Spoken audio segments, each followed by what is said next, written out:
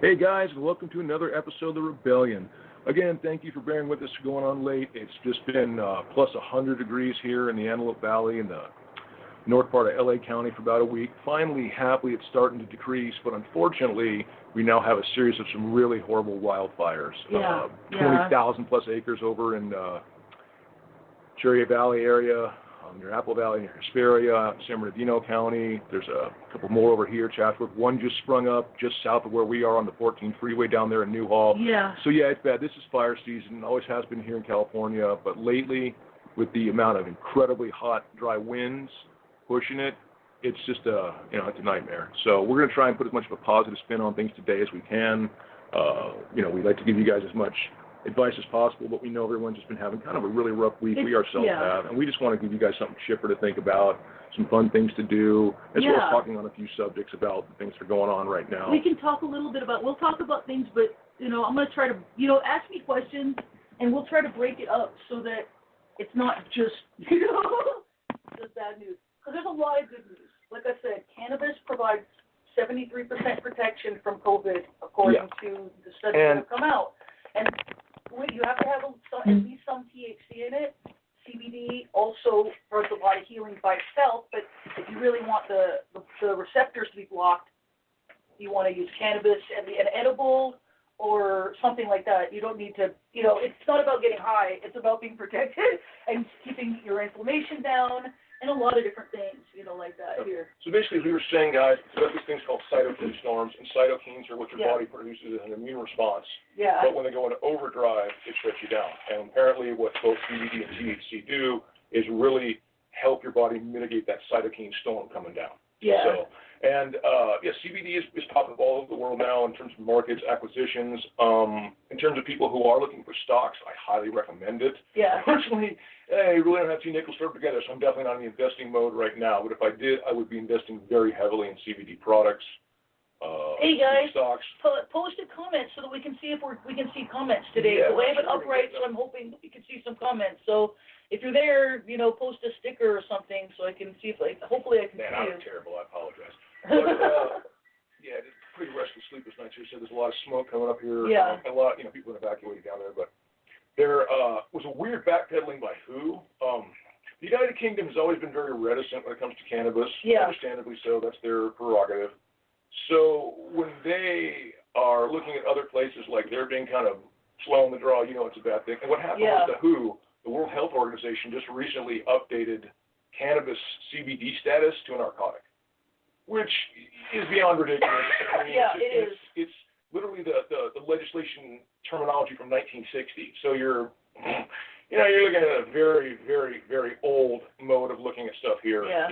Quite literally 60 years back. But anyway, so as far as the WHO is concerned, CBD is a narcotic, which may make it harder, but most places like UK, Canada, US, Germany, most of the European nations, you'll still be able to get it in products. I mean, over here they're selling it at Rite Aids, so I can't imagine. Yeah, and mostly what it is because there have been a few batches. Hey guys, hey Jeff. Hey, thank you for being here. If anybody can comment, please comment, because I still haven't seen a comment. I saw Wayne. There have been a few. And just like when you get weed back, you look at maybe some bugs in your shit or some questionable stuff. One of the nicest things about being regulated is that it does have to pass a high stricture of cleanliness. Oh yes. And be very careful. There was a product, a CBD product out of Florida recently that was heavily tainted with lead. That's awful. Oh, that's awful. And try to get the ones that are the plastic tips as opposed to the brass. There's a lot of inferior metal out there that will actually heat up, and you will be inhaling as you're going to your vape tube or whatever. Yeah, exactly. But try and just find something healthy, happy. Tinctures are really good. Some of this little blueberry stuff. I'll try and find the label for it. I don't know where it is. About $30 for a huge jar. But CBD does. Oh, thank you for being there. Yes, I see you there. Thank you. So you guys can ask me questions if you want. We can talk about anything. We don't want this to be just us really quick, talking at you. Really quick, I think I'm one of the only people following this, and the palace is still abandoned. Hi. The palace is still empty. The Queen's personal seal has been taken off the door, and the normal guards that are. What are you doing? No, don't let him on camera. Oh, okay. Okay. I don't know. No. I'm sorry. Is he trying to be on camera? No. Sorry, Kim. I was just curious. I guess like a Zoom thing there. Yeah, we can try it at some point, but at least I don't want to know who it is for. Okay. Sorry, guys. I didn't mean to cut her off. That's okay. I'm sorry. I mean, if you wanted to, fish Jack later, me. We were surprised. But like, hey, I'm so glad to see people here. And like, yeah, basically the Buckingham Palace is empty. They're firing people. Many of the servants are being asked to leave because the Queen will not be coming back in September. That's official knowledge. Okay, so basically the Queen turned over the keys to Boris in late April, early May, and they took the seal off the door. The Red Guards are not there, and she's not coming back in the fall. So that signifies that signifies that some big stuff has been happening behind the scenes, because that wouldn't happen otherwise. Just letting you know, I've been keeping up with this. You know, when this matters, then you'll remember that Rebel said so. It's incredibly significant that, yeah. You know, the ruling head of an entire country is basically, for all intents and purposes, abdicated. Yeah. You know, certainly at least symbolically. Abdicated, yeah. Complete control or any vestige of remaining in the place. They basically stick off to the purposes. Yeah. She basically moved out of the Buckingham Palace. There aren't going to build Red Guards or her personal guards. That's why they're not there. There's Gherkins are there now, and Gurkhas are there, and another group. A Gherkin's a pickle. Yeah, right. I'm sorry. I got confused. Well, same spelling, just with a U and an A. But listen, if you don't want to smoke weed because you're afraid of it, can't use CBD because it does help with inflammation and it will provide some protection. And on that topic, we know a lot of people. It still, unfortunately, is illegal under federal law. Yeah. If you have to work a state or government job anywhere in the country, regardless where it is, the last thing you want. Both my parents were federal employees. They were strict teetotalers, and they probably wouldn't have done CBD if you paid them. But I wish, because my mom had horrible fibromyalgia and it tormented her to the day she died, and I know I can provide her some relief. But make sure whatever product you get is absolutely THC free. You know? Because for you guys, it's not worth having a couple drops of tincture and having just enough in there for you to piss test or hair test, because a lot of places don't urine test anymore. It's not as reliable. They'll usually go for a hair sample. Yeah. You know what I mean? Yeah. You don't have hair, shave your head, mustache, fine, we'll take a forearm hair. You know what I mean? It doesn't matter because it'll come out. Whatever you've done in the past will come out. Yeah. That's what sucks about the hair one. I don't like that one because it's like you could have done something 20 years ago and it'll still come out in your hair right now. Even if you shave your head, it'll still come out. But definitely, in terms of relief from not just the possible effects and the preventative effects of the coronavirus, but just to help your daily well-being. You know what I mean? For real. I've always been a great advocate of all things in moderation. I completely admire those. Sorry.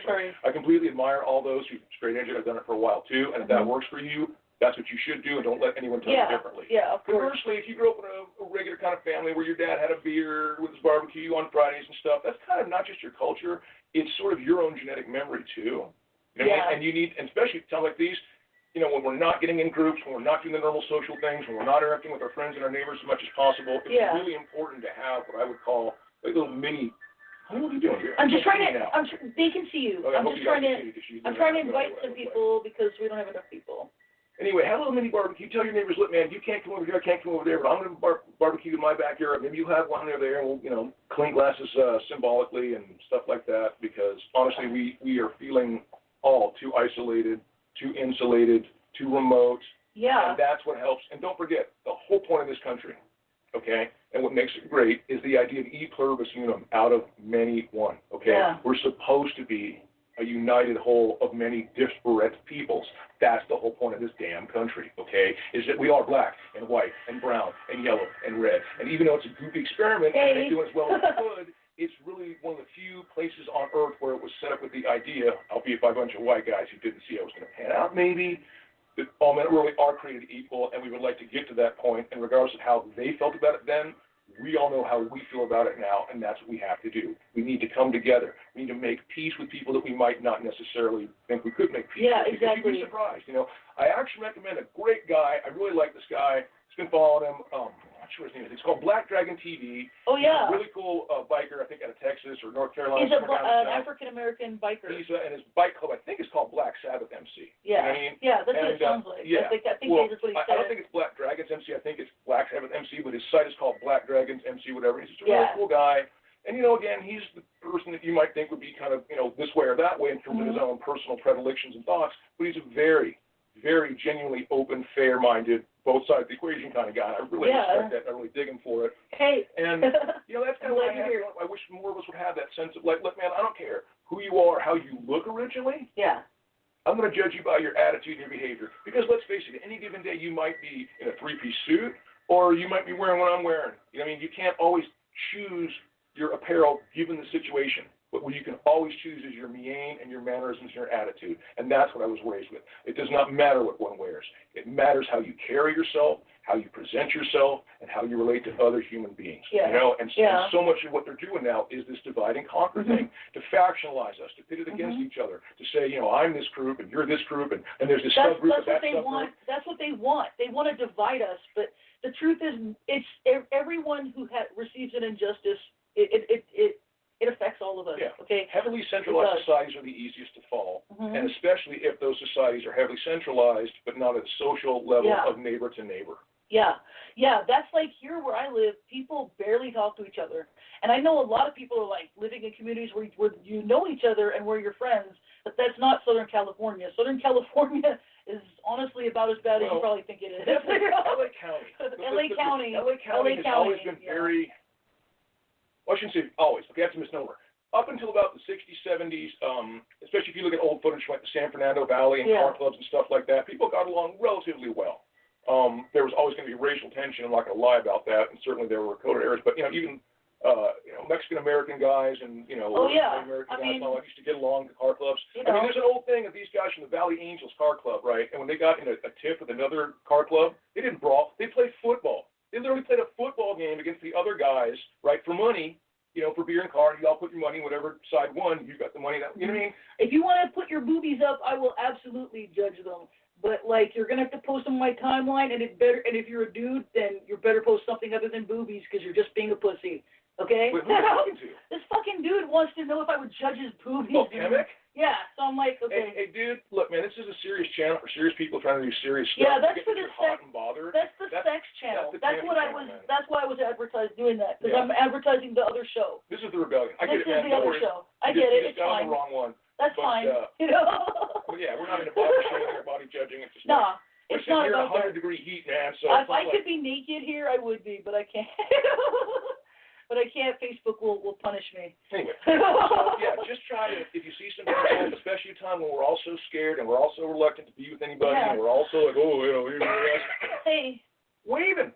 Just wave at people. Hey, man, how you doing? Hope your day's good. Hope no one in your family is sick. Just the tiniest little bit of hope and inspiration can make a big difference. I know that if you had someone wave at you thought might have been, particularly averse to you, or maybe you thought might be trying to look at you like I don't like you or what you're about. We have more commonalities than we do differences, guys. We really do. And even if it's someone that you do know you really dislike vehemently and think, well, that's the whole point of this, man. Let people do what they're going to do. That's what tolerance is, you know? But I really want to promote a message of just being able to feel like you don't have to be so afraid anymore. Be afraid of the appropriate things. Be afraid of the disease. Yeah. Be afraid of salmonella. Oh, yeah. Sorry, guys. Our state, big old onion outbreak on salmonella. A bunch of red onions. So if you got, I think, Thompson Farms. Yeah. Yeah, I think it hit all 50 states. Yeah, we picked up something from a bad salad a couple weeks ago. Yeah, we got and those happy little parasites. We were sick for a couple of days. We were like, please don't let it be COVID. Can I judge it? What, you mean on a scale of 1 to 10? What are you looking for? Thickness, girth, symmetry, how shiny your balls are, dude? The only reason the only people we're open to. I'm not mad, dude. It's I okay. assume you want her to, and Basically, you don't want me judging it. I'm a pretty harsh critic, man. You know what I mean? Basically, the only people we're open to sexually is a third person who understands that we're a couple or another couple, and we've never even swung or done anything actually. And we're mostly honestly looking for another female. She's not bi. We just prefer that. It's an easier dynamic. Yeah. Less shit. And just honestly, we're mostly happy with each other. I just, we're open if something special happens. Yeah. Anything else, man? I just really want to be natural, organic, and happy. Oh, thank you, guys. Thank you. Yeah, no, because we're happy with each other sexually. We're very satisfied. We're just, if he's a guy and, I'm an open-minded, exploratory person. This isn't a sex channel, dude. We can sort of talk about it, but this is called The Rebellion, man, and this is a forum for talking about all the things that we would like to help change in the world.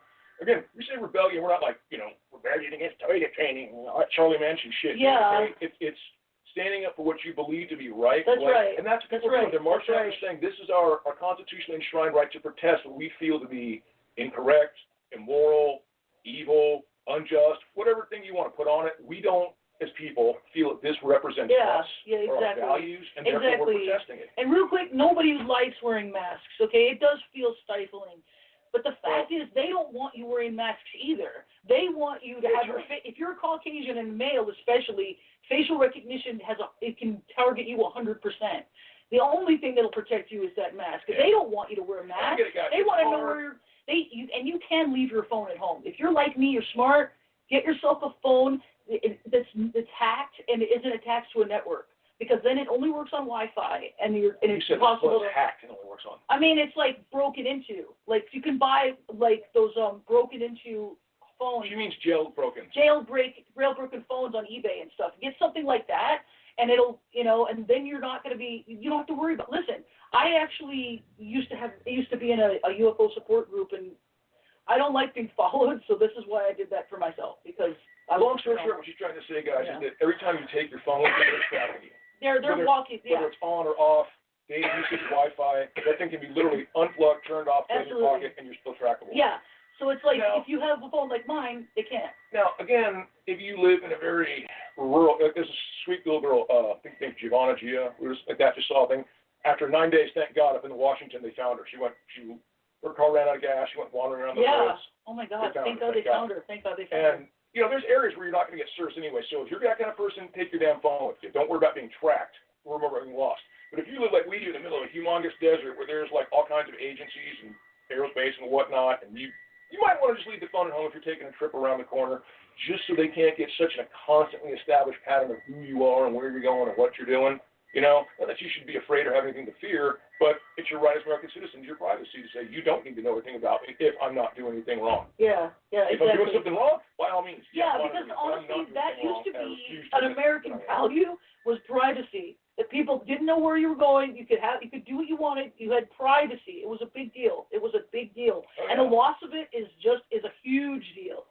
So everybody's like, oh, I just have to give into it. No, you don't have to give into it. And right now, with the world doing what it's doing, I do suggest you get yourself a jailbroken phone. Or a burner. Get a burner. Or a burner. Something not attached to a network, something you can just use and not have to worry about being tracked on. To be fair, that's getting harder and harder. It's harder. It's getting really hard. Now they rolled out 5G everywhere. It's going to be pretty much impossible to avoid that. And, again, like everything else, as a technology is instituted and put across, at some point, it's like the horse and carriage. I don't care if you don't like Tin Lizzies, man. You're going to probably end up driving one at some point. Yeah. Honestly, we'd all be better off driving cars that were 20 or 30 years old that don't have the computers inside. But then again, the mileage and but the gas mileage. Pollution is horrible on those things, man. Yeah, the gas everyone mileage. Thinks that, the 80s and 90s and all that were such a great time. In some ways they were. But if you haven't been around one of those old things in a while and you get around, totally. Like, oh man, this is what the freeway used to be filled. Yeah, trust me. And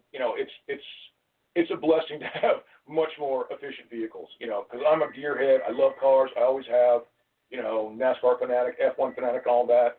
But I've always had to admit since I was a kid that these things are basically poison-spewing death monsters. They are. Petroleum and oil are cancerous and horrible products. And I can't divest the one thing from myself, and just go about my day like, well, it doesn't exist. I've got to caveat it and say, hopefully we can get things rolling better. But, the advent of electronic cars and different forms of things. Oh, my God, who was it? Someone just put a big old nuclear reactor online, and I think it was Germany, wasn't it? Probably South Korean. So. Yeah. Look, guys, I don't have a problem with atomic energy as a general rule, okay? It's just that the way I feel about it is it's completely and utterly untenable. Just from the standpoint of this, regular stations is up about 85% of the time. It's down about 15% for maintenance. That's just a fact. Yeah. A nuclear power plant is up about 65% of the time. It's down about 45% for maintenance. Yeah. Not to mention which, whenever you're dealing with radiation, radiation is radiation. It screws things up, okay? Radiation it's like a constant fist just beating the crap out of molecules. Yeah, it's really bad. And what that means is, on a molecular level, things transform and degrade. So you have to have, like, literally nuclear duct tape. special concrete. Yeah. And it costs so much more for all of this shit. You know what I mean? Yeah. Just to have it in there, have the precautions, have the safety and then net. from a spiritual perspective, if anybody follows, I don't know if anybody follows Laura Eisenhower, but she's actually the granddaughter of Eisenhower, the president, and he, according to her and thank you. But according to her and according to other people who other sources at the time, Nordic aliens came to us and told us that basically that splitting the atom basically blows holes between dimensions. Yeah. And that one of the reasons we're having more UFOs and all this stuff is because we're literally, every time with every nuclear power plant, we're blasting holes between dimensions, and now they're basically, it's like cheesecloth now. We're basically destroying our universe with this, So, there's reasons not to do it. And even if you don't, if you're a perfectly empirical kind of person, like no offense, I get that. And for you guys, here's my other argument. I don't really have a problem with nuclear power per se. What I have a problem with more than anything else is the potential contamination and the waste it produces, okay? Yeah. Because when you are done, you're going to have self-boiling radioactive nitric acid that will eat through the strongest borosilicate glasses, okay? It'll eat through Kydex, it'll eat through Pyrex, it'll eat through any of those things. So basically all they can do is hot potato this shit from one container to another, you know what I mean, for like the next 50,000 years. Yeah, it's okay? It's just, and there's just this, okay, the quote from my old environmental sciences teacher at Pierce College, I'm sorry, I can't remember the name, professor, technological optimism and displacement onto future generations is the characteristic of nuclear power. Yeah. And it is. It's going to be your kids and your grandkids and your great-grandkids that got to deal with this shit. Because it's got a half-life of 50,000 years, which means 50,000 years from now, it will be half as radioactive as it is now. And I think the guys should show like 3 or 4, basically 3 or 4 ticks of the clock, so to speak, to get to like background radiation. So you're looking at a good 75 to 100,000 years before this shit stops being, horrible and toxic and basically lethal to everything. And we know that's true because there are actually caves deep underground where a nuclear reaction happened. Some people say it happened naturally. Most people would say that's impossible because the way that you have to prepare things. But there were nuclear things that happened in the earth that still have radiation that is known. Literally, what science will tell you is that somehow plutonium did it by itself and exploded under the earth. But, that doesn't happen, but apparently it happened because there are places on the earth that show signs of that. So, even if you just want to take a model, look at Pure-Pat in the Ukraine is what most people would that's the area where Chernobyl is. Yeah. You know what I mean? And which means wormwood, by the way. Yeah. So you can, and we can see 30, 40, 50-year studies. The amount of soil, the amount of contamination, how far it's gone. There's a lot of places on Earth. Bikini Atoll. It's still hardly radioactive. Oh yeah, it's messed up. If you look into nuclear stuff, it's messed up. But the thing is, we were all stuck inside for 3 months, and the ozone layer regrew itself. That's how short a time it took. Here's the thing, man. Producing ozone's good, but what people don't understand is that ozone is beautiful in the upper atmosphere. Yeah, you want it at the very, very high. You don't want it here on the ground because then it's pollution. Ozone here, good. Ozone here, bad. Yeah. Ozone here, good. Exactly. Ozone here, bad. Exactly. So like your car produces ozone and it's bad for here. But if ozone, either way, we all stayed inside and it was able to start repairing itself up there. So the ozone layer is fine. The magnetic field is in a bad shape, but that's not something we have control over as humans. That's something that's part of the planet. But Fukushima, and it will be. It is. It's bad. Literally. And I'm a huge fisherman, and one of the things I like about fishing, opposed to hunting, if you want, you can throw it back with relatively little damage. Hopefully you didn't, bite hook it or something like that, God forbid. You just pull it in cleanly and get rid of it. But the fishing industry has gone down. If you go to your local grocery stores, you'll notice it's almost all chicken, little beef, and the price of fish is skyrocketing. By the way, just for the people who can't see, Gwen just said the thing is Japan is still spewing it into the ocean. Yeah. It is. The amount of, it's you really used to be bad. able to go in stores and there was salmon and trout and sea bass and so many different types of fish. And now there's only like 3 or 4. They just more like garbage fish like tilapia and things like that. I don't have a problem with tilapia, but just understand this. They're literally poop feeders. Yeah, they eat poop. Tilapia literally go on the bottom of the thing and eat shit. That's what they do. They mostly eat shit. And they're also really weird fish in that when most fish will die off in the heat, they do well. When there's a big heat, this thing called the, I think, thermocline layer between the hydrocline, whatever. There's a layer in the water where fish got to be between not too high, not too low, and that's what usually do it. And tilapia have this amazing ability to get into really, really hot water and breathe, but as I say, their systems are just, you know what I mean? Yeah. Kind of like a snail or anything else, but, you know, as long as you're aware of it, you're like, I don't care, it tastes delicious, little garlic and olive oil. Yeah, they don't I, taste bad. You know, hey, man, if you're starving, literally, and you have a choice between, like, eating and surviving the next 3 days or worrying about what fish got its fucking nutrition, by all means, have a fish. I mean, don't drive yourself nuts. I'm just trying to put out some information out that people are a little more aware of it. But again, you see tons of tilapia out there, and it used to be people would, you know what I mean? Or, Well, it's a marketing thing. They kind of find a way to market. But that's the whole thing she's talking about. This because so much of our ocean is irradiated. It's true. You know what I mean? There's like from Fukushima still. There are people who will take radiation counters and test the snowfall here, and it's got radiation. Bad farm raised, especially saying bad farm raised is plentiful. It's true. Farm raised fish, especially like trout and salmon and that, is just.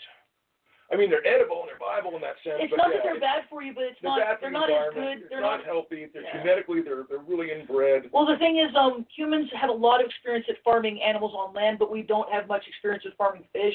It's not as good a quality. Well, actually, we do. That's the problem. The way that we know to do it is to basically let them kind of, like with salmon, they'll actually have a thing, and then they can go back up and spawn and come back. So it's more like a holding pen. Oh, exactly. Anything else. That we do. But that's the only fish you do. You can't do that with trout. You don't do it with tilapia. You don't do it with. But the salmon farms are not like that. The salmon farms are actually farms out at sea, and that's why they're not. But still. Salmon thing. Honestly, if you can get wild caught Alaskan salmon, that's what you want. For real. You want the wild caught Alaskan salmon. That is your best chance of no mercury, no radiation, no. And if you're worried about the animals, and I do too, salmon are only caught when they're spawning, so they're actually about to die anyway.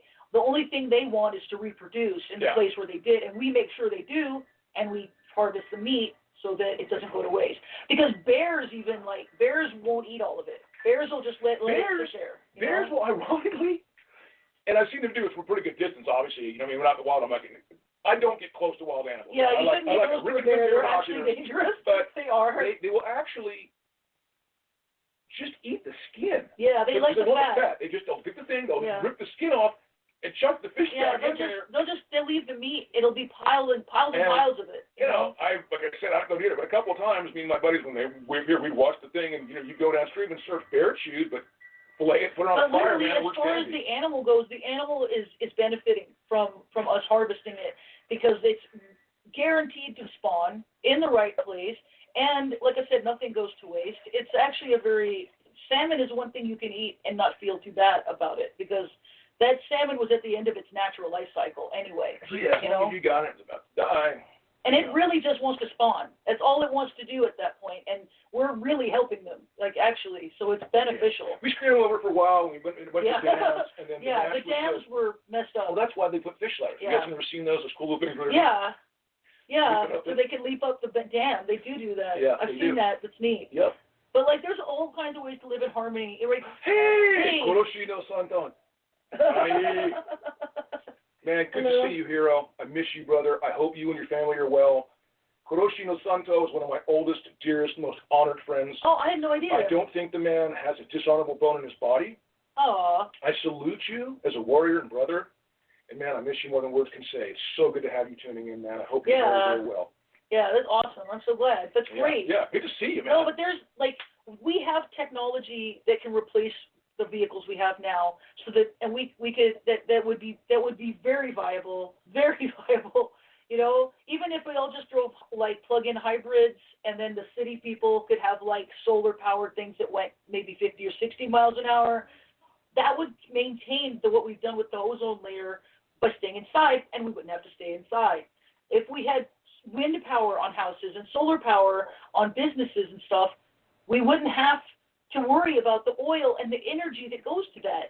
Retail businesses can have wind and solar power just like anything can. We can run everything like that, and then you can save oil for things like planes and space travel and things that we don't have a way to really replicate yet. It's something that, unfortunately, planes still require jet fuel, man. You can get a glider up there, but it's going to have to have something towed up there. Yeah. And, solar electricity just don't have the thrust. But as you said, for all the other things, for all the transportation we have down here, Yeah, it would be so much better to have something that's just not constantly. And everyone in Southern California knows who had to sit on the freeway during any kind of rush hour just sucking smog, man. It's really awful. It's bad for your lungs. And when I was a kid, I couldn't even stay in LA for more than 2 days without feeling sickly. I've been working at Universal Studios for the last 5 years.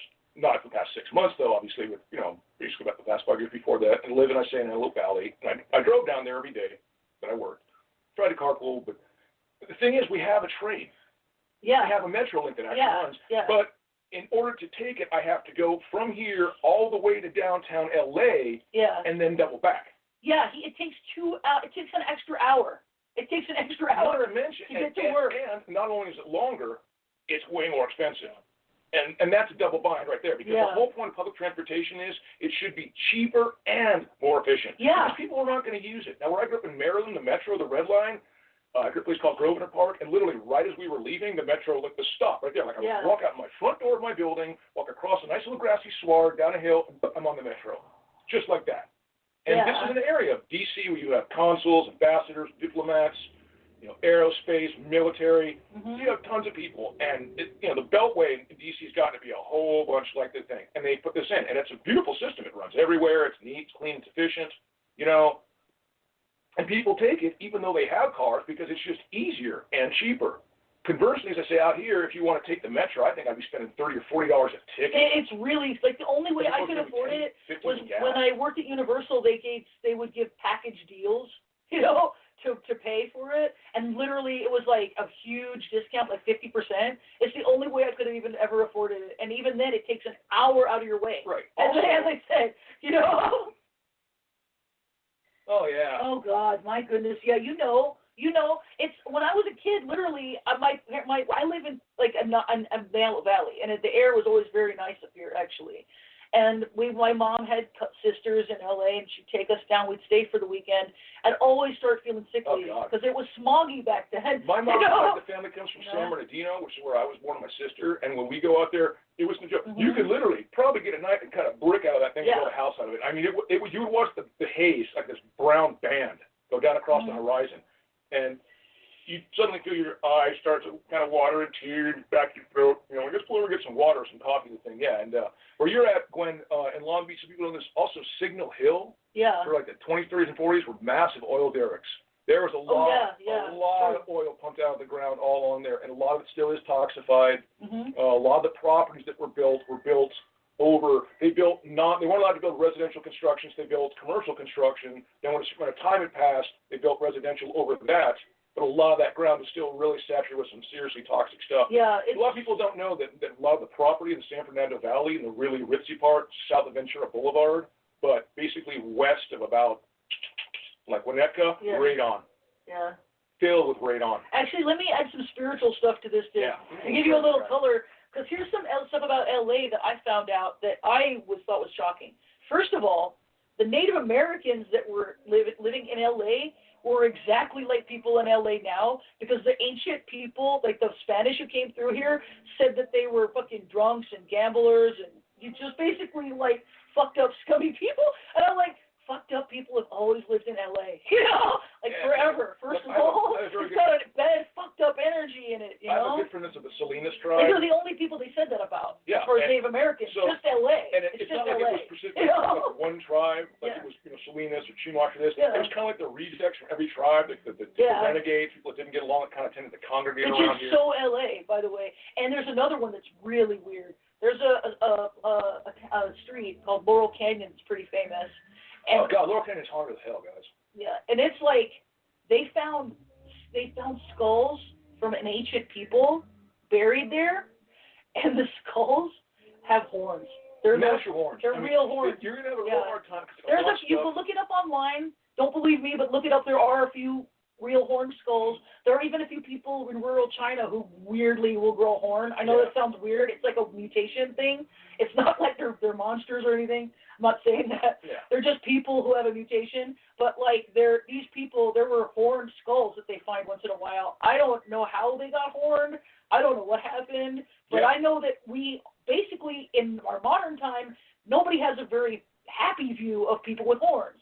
I would assume that they maybe influenced some of our feelings about demons. I'm not saying they were demons. Maybe they were a priesthood that somehow figured out a way to create horns in a way that we, it's a genetic anomaly, like a weird, or maybe it's a genetic anomaly or a mutation that they enjoyed and they tried to work with. I don't know, but I just know that there are horned skulls there, and I think and that, we have a huge history of giants here too. There's a lot of stuff in California. The giant of the Lovelock Caves. Yeah. I think they took her away from 7-foot tall, red-haired women. But yeah, the natives here have always spoken of a tribe of giant. This is more common in the Ohio River Valley, but they've had tales of it out here as well. Yeah. And the Lovelock natives always said, are the ones that the natives have said that these people were here before us. They're giants. They're red-haired. They're cannibals. 6 fingers, 2 rows of teeth. You know what I mean? Yeah. Which sounds a lot to me like the old Nephilim. Now, again, I'm not going to get. And in the Mormon Book of Mormon, there were 2 tribes of Israelites that came to Americas to populate them, and one was the Nephites, which could be another way of saying Nephilim. And the other ones were the Native Americans we have now were considered to be part of the Jewish community in some, like the Cherokee might actually have something like that, because there's some haplogroup stuff that's actually connected there. There's a great Cherokee tale, I think it is a Plum, and I'm so sorry, but it's a Cherokee tale. The lady's Plum, and basically she gets stolen by a giant, and her lover tracks her and rescues her. But yeah, the preponderance of incredibly tall human beings throughout the United States is inarguable. I mean, whatever evidence was there has been taken and placed somewhere and categorized. I mean, I'm not going to go on the whole thing about who did it or what. I have my own suspicion. She did. We all kind of know, but we're not going to allude to it on public camera just because I don't need that kind of grief in my life. But definitely, if you guys start looking between the cracks, you will see that there's an overwhelming amount of evidence for actual giants. What that means for history, what that could possibly mean for history, I'll leave up to the viewer. But I do find it kind of ironic and interesting that these things, if they were actual anthropological discoveries, would be taken and then hidden away time after time. Well, let me say something real quick. There was a guy on a documentary I saw fairly recently, maybe within a year or 2 ago, and he was researching giants on Malta. Giants and Malta are connected like peanut butter and jelly, apparently. There's a lot of giant stuff in Malta. And he found a molar, and he took it to a dentist, and it was a giant molar, a huge giant molar like this, okay? And he took it to a dentist, and the dentist was like, this is a human molar, but gigantic. Sent it to the Smithsonian to get looked at, and they wrote him back and were like, we lost it. We lost that giant molar you sent us for TV. Oops. You're like, really? We lost it. Grave robber, I believe, somewhere in the Middle East, possibly Arabia, and it was just this finger that he had stolen. Oh my God, that thing is bigger. That's so giant that you're like, that's got to be an alien. No human being could fucking. That couldn't evolve on our planet. I don't believe had experience in movies and stagecraft and whatnot, I'm equally willing to admit that this could completely be just an absolute fraud. Yeah. But I'm also pretty willing to say that this just might actually be what they're saying it is. And that's the problem with these things, actually being able to see it. It's a 14-foot long finger like this that's mummified. Yeah. And you're like, that's a person so giant, I don't believe you could evolve on this planet like that giant. Well, I do, but it would have had to be a period when there was an abundance of oxygen in the air, and you had literally giant reptiles, giant birds, something like giant that. creatures. I really don't see not the way it is now. Not the way it is now. That's all I'm saying. Not now that couldn't happen. Not now. And it's really crazy. It's crazy. Oh, let me tell you about the Lovelock Caves because I know the story a little bit. Basically, there was a group of giant red-haired people who lived in the Lovelock Caves, and the native people, they would basically kidnap them once in a while. And what these guys would do, they might kidnap a woman and keep her as a wife, or they might kidnap a man and eat him. They were really, really crazy like that. And the native people apparently tried to reach out to them. They actually tried to teach them. They took them to their village. They tried to make them nice people, and they would not stop eating people. And I feel like they kept trying to beg them to, even as they were burnt. They burnt their cave. They trapped them inside. They chased them into this thing, and then they set the mouth of the cave on fire. And they kept saying, if you'll just promise not to eat humans anymore, we'll save you.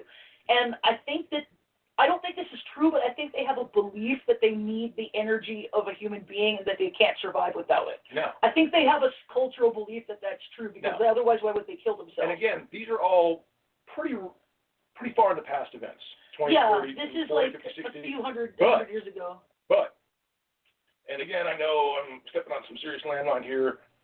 I do not have any personal ties to the Special Forces community. I never had the honor of serving. Basically, my thing consisted of acing my ass stab and flunking my piss test. Okay, enough said, that's the story. That being said, I have known some people that did this or that or were here and there, you know, and I have the grapevine, so to speak. And I'd heard this story from some people before it came out, but you can look it up on YouTube. It's a thing called Giants of Kandahar, where an actual Special Forces team was sent into a region of Kandahar to look for a lost patrol. This is a great one. Okay. And came across this giant being that just popped out of a cave, skewered one of their guys, and then they had to open up on the dude, you know, basically put their rounds in it. But, you know, this is, and again, Special Forces personnel, whatever the branch it is, you know, whether you're a Navy SEAL, you know, Air Force Special, Marine Recon, they're not the type of people who are prone to imagination, hyperbole, or overly describing stuff. Anything they tend to be really the kind of downplay stuff. So, I'll get it. Yeah. So, and this, you know, like anything else, man, even among people who are known for keeping their mouths shut at all costs, this thing made the rounds real quickly. Yeah. Because it's one of those things where, like, as much as I've got to keep my mouth shut, because that's the whole nature of my goddamn job, this might put my brothers in arms at some serious risk for dying. So, you know what I mean? And exactly. From what we understand, they just took this thing and airlifted it and got the fuck out of there. I have no idea where this thing is. When I heard the story, when we read the guy was on Well, the guy was on camera. He was supposed to blurt out, like, you know, it was a whistleblower thing. What he said is they had already called one platoon in, and that the guy he had destroyed that whole platoon. And when they got there, it took 12. Was it 12 guys? Well, here's basically happening. It was a whole group of guys. They all had to shoot this guy in the face. All of them. And he wouldn't stop coming. The first group was basically a reconnaissance. Like a bear. They were just out looking. You know what bears are? They weren't all particularly Special Forces operatives. They were mostly just a regular, you know, Marine or Army platoon out there. Yeah. And they went missing. Yeah. So they sent this, you know, they obviously sent the more well-equipped, well-trained guys to go in because the possibility is they had been ambushed by an enemy. Yeah. Which is absolutely correct. Yeah, but it's not the enemy they were thinking of. Yeah. So, yeah. And honestly, in their defense, I think that these guys are genuinely terrified of us, of Homo sapiens. I think they're probably more scared of us than we are of them, as much as that sounds horrible. I think they hide from us because they don't like us and they find us to be deceptive and all kinds of stuff.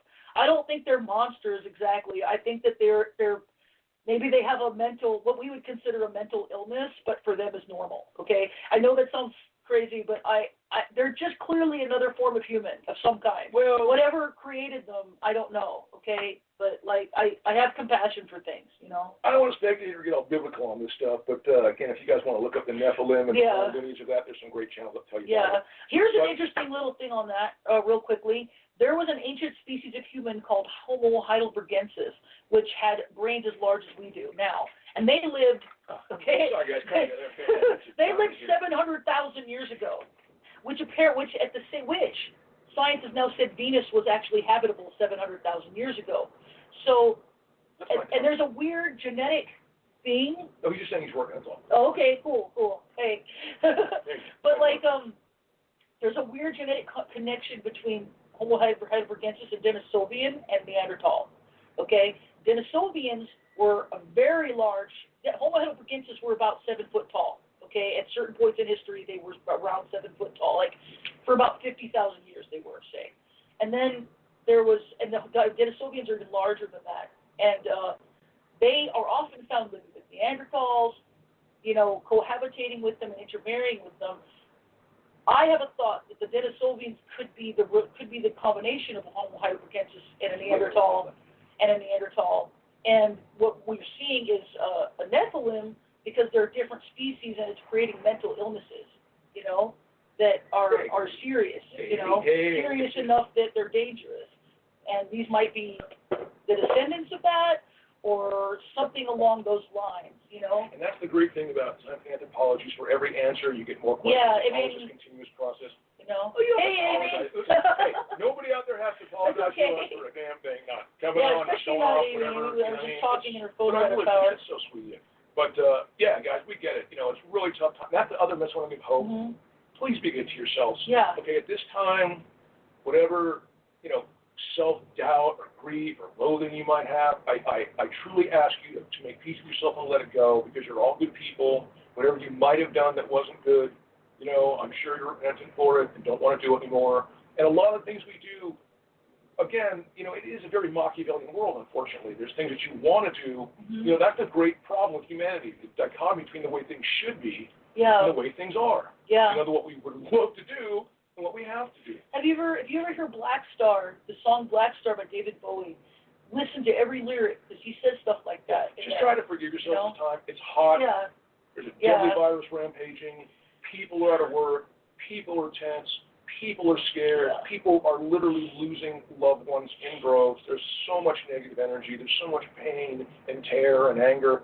Forgive yourselves for doing it. If you're going a little lost, you know what I mean? Don't forget, we're all tuning forks. Okay? Yeah. We're all tuning forks. It's true. And somebody out there is just banging the shit out of one on the most ungodly, nails on a chalkboard vibration you can hit. Just pain, suffering, shit, death, horror, fear, negativity.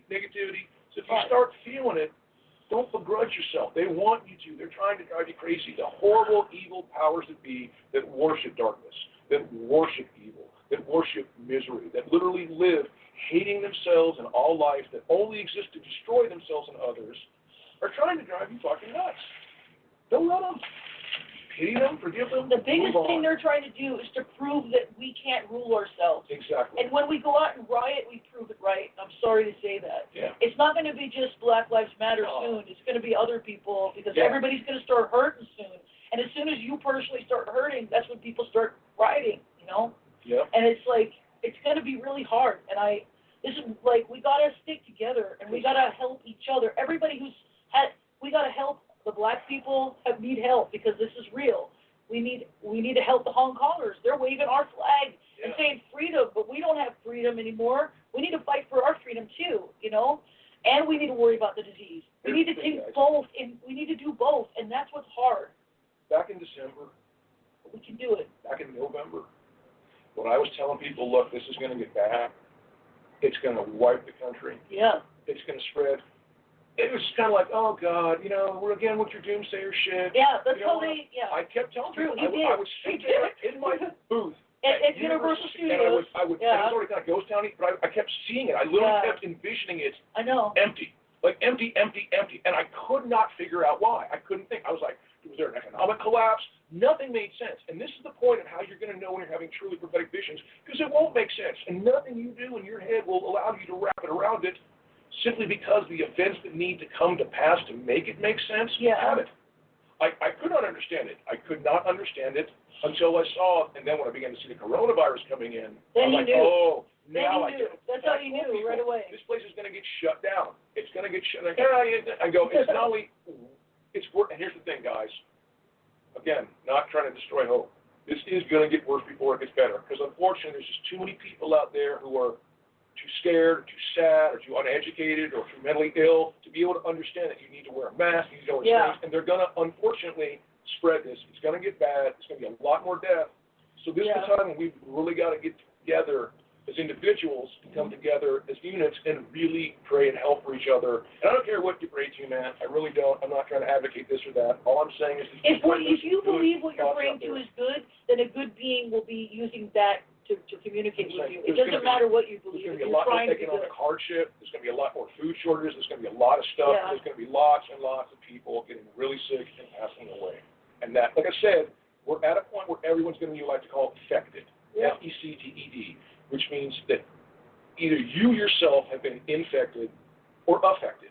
And by affected, I mean that you know someone who is infected. Yeah. You know you either been infected or you know someone who has, and it's affecting your life. Affected. And I'll pass pretty worthless right now. There's not anywhere to go, guys. I know. I want to have a passport too. I'm so upset. But that's the thing. Just we just got to get together. Oh, let me say something, because the redheaded shit actually goes into this. Oh, yeah. According to the Native Americans, there was a war between the redheaded people and the Native Americans, the various tribes of Native Americans, and that eventually they won.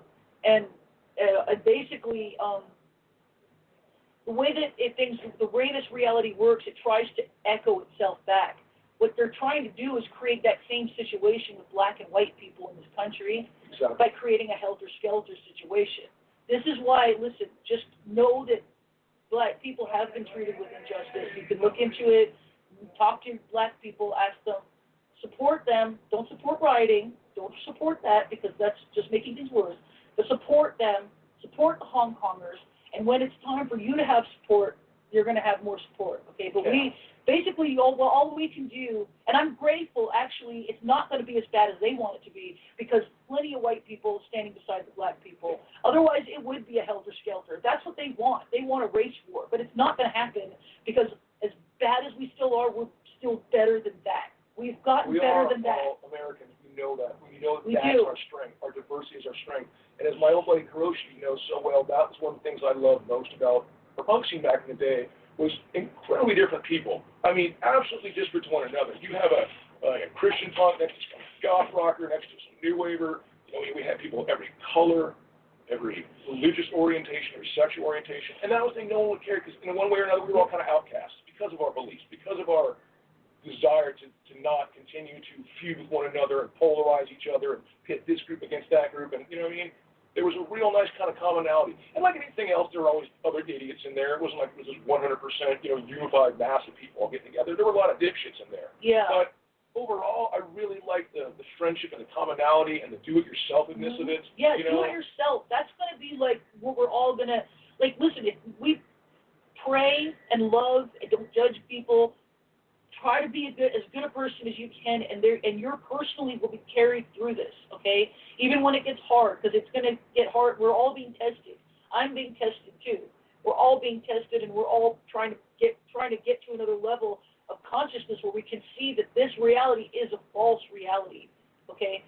We've had things imposed upon us by people who are fucking child molesters, and murderers, and they act like they're better than us. They're not better than us. They're worse. If we were living in small communities taking care of each other, we'd be better off than listening to them. That's how bad it is. And that's why we're trying to put, pen to paper yeah. and money without this. Oh, yeah. We've got a pretty good little plot out here, and unfortunately, we showed you a lot of cats. We've got tons of stray cats. Yeah, we got to get it shit everywhere, which makes it hard to get vegetables going. But we got some onions, some potatoes. Mm-hmm. We're going to try and grow some tomatoes, and just, anything excess, man, we're just going to give away to anybody that's hungry. Yeah, you know what I mean? I don't have a problem with it. One of the things I love about my family, who had fruit trees out in San Bernardino for years, is anyone who wanted to always come there and have as much fruit as they could pick. Yeah. You know what I mean? And, a lot of people would give my uncle a lot of shit. Hey, why are you letting them want these guys, pejorative terms, he's like, hey, hungry people want to eat, they can eat. You don't want to give them the food from your land, you don't have to. No one going to starve them, And it would all be petty shit, like, like the little cactus leaves, like a cactus leaf. Like, what, are you eating cactus leaf all day long? No, you don't even like it, but yet you would begrudge that person who's hungry. That's what's going on in our country. That's the greed that's wrong with this world. There are 6 empty houses for every homeless person in the street, and that's a fact. There are hundreds of millions of cars that have never been driven, will never be driven. And they'll crush them and destroy them rather than sell them to you for less than they want to sell the car for. Yep. That's not capitalism. That's them manipulating capitalism. Because capitalism means when things aren't selling, you have to lower the price. Yep. There's a way to run things that they don't. Basically, we're not even in a capitalist country now. It's just oligarchy, and it's very socialist for rich people and very, very capitalist for poor people. Yeah. And that's not right at all. Basically, you're living in a land of incredible waste and pointless, useless waste. Yeah. For the great majority of people, but very poignant, very useful waste to the people at the top that are making an incredible amount of money off that. And that's the point, okay? I'm a firm believer in the idea of capitalism. I'm a firm believer that what you do should reward you. I don't like the idea of, everyone, gets the same amount, but, you work more than I do. Listen, I knew 3 different families of Yugoslavians back in the day that lived in Yugoslavia, okay? And I watched them suffer horribly under communism. I know people from Cambodia, China, Korea. My God, I'm just going to say, look, I personally don't care what your politics are. If you think that communism, socialism is a viable thing, more power to you. That's your right in this country, and I absolutely support your right to it. However, I vehemently disagree with you about the nature of your politics. I have personally seen too many people suffer. I have personally watched people come here from Cuba or other countries where, like, oh yeah, dude, if you've ever had to stand in a fucking line for 3 hours just to get, this, and that, and that's all you get for the month, and you can come over here and walk into a store and buy all you want as much as you want, tears in their eyes. Tears in their eyes. But what good is that when half of it's getting chucked into a fucking dumpster? When it's literally rotting in a damn landfill somewhere. That's why there's people who dumpster dive, because they're like, there is all this good food, but it shouldn't be put into a Every dumpster. day, McDonald's takes burger, it rolls off the line in a package, and it goes right into the fucking garbage. while people in tents starve. And that's greed. This is not what's best and brightest in our country. This is not what we're about. It's not what we should be about. Most of those people who are homeless are mentally ill, and that's basically just mentally ill. Even the ones on drugs are mentally ill. They're all mentally ill. Addiction's an illness, guys. It comes from a place of extreme depression and despair and hurting. Okay, you don't intoxicate yourself because you're happy. I mean, let's face it. If you're a millionaire, you're blowing a line of coke at a fucking stripper party, you're still unhappy. Yeah. You're still unhappy.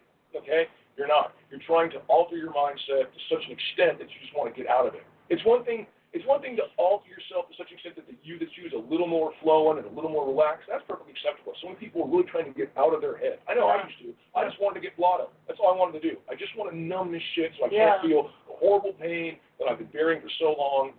And it was only when I finally made peace with that pain, when I finally said, I got a hole in my soul, and nothing I pour into is going to help. Not alcohol, not weed, not heroin, nothing. Yeah. The only thing that will fill the hole in your soul is love. Love for yourself, love for others. You know what I mean? So please love yourselves, guys. At a time when everything and everyone around you wants you to hate yourself, wants you to feel bad, wants you to say, you're a bad person for this, you're a bad person for that. No matter what you've done, if you've done it if you've been doing whatever you've done, if you were doing it because you thought it was the right thing and you were trying your best, you're fine. That's all you have to be, is doing your best and not being spiteful, not being backstabby, not hurting people. It's not that hard. It's really not. There's so much in this country in terms of wealth and distributable equity that is being. We would ran through that one, guys. Okay, good. Well, I know we want to use something positive. I hope that was his thing. Yeah, but, listen, just use your CBD oil, get plenty of sunlight, vitamin D, and this is the time when you get close to God and you realize that things are going to change. This is the time to start working on light and on ascension and all that stuff, because things are changing, and this is what's going to carry us through. We want you to be happy and healthy. We want you to love yourself. Thank you guys again. We really appreciate you us getting on late, and I hope you all have a fantastic week. Yeah. Hiroshi, again, brother, thank you for tuning in. Oh, thank you for being here. You made my day, man. You really made my day. And I have nothing but love and blessings for you and your family. I hope you're well. I will call you all soon. Gwen, Steve, Dawn, Amy, everyone I've forgotten, thank you guys. Thank you so much for tuning in. Amy. You really, really make our week. And I truly hope I made your day or your hour, even your day, a little bit brighter. If I gave you a smile, if I brought a grin to your face, then I've had a really good day, and I'm very, very grateful and thankful. All right, guys. Again, have a really good one. Try and stay cool, and please love yourself. Love as much yourself. As we love it's you. so important. Yeah. We love you all. We love you. Boy, it doesn't want to let us go. It won't let me go. There it is. There we go, guys. All right. Bye, guys. Thank you again. You're amazing.